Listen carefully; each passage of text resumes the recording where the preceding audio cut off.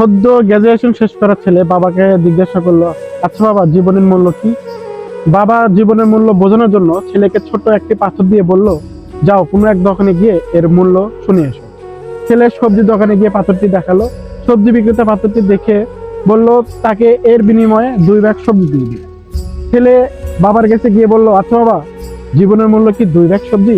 বাবা বলল, না, এই যে রুমাল আছে, এই রুমালটি নিয়ে বড় একটি দোকানে গিয়ে পাথরটি দেখাও। ছেলে বড় একটি দোকানে গিয়ে পাথরটি দেখালো। দোকানদার পাথরটি দেখে বলল, আমি এর বিনিময়ে তোমাকে 2 ব্যাগ চাল দিব। ছেলে আবার বাবাকে জিজ্ঞাসা করলো, আচ্ছা বাবা, জীবনের মূল্য কি 2 ব্যাগ চাল? বাবা বলল, না।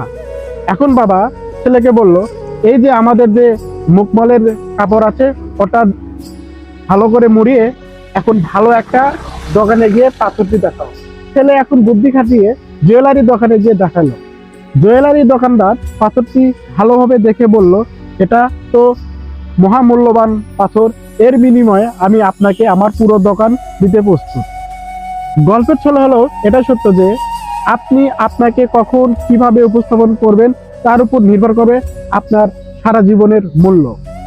এই জন্য আমি একটা কথা সবসময় বলি যে আপনি আপনার প্রেজেন্ট কিভাবে উপস্থাপন করবেন তার উপর নির্ভর করবে আপনার সারা জীবনের মূল্য।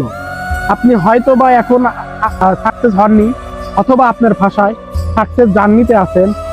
এখন আপনি যদি আপনার আশেপাশে ভালো কিছু মানুষের সাথে মিশে নিজেকে ভালোভাবে উপস্থাপন করতে পারেন, তাহলে আপনিও হতে পারেন সেই মহামূল্যবান পাথরের মতো।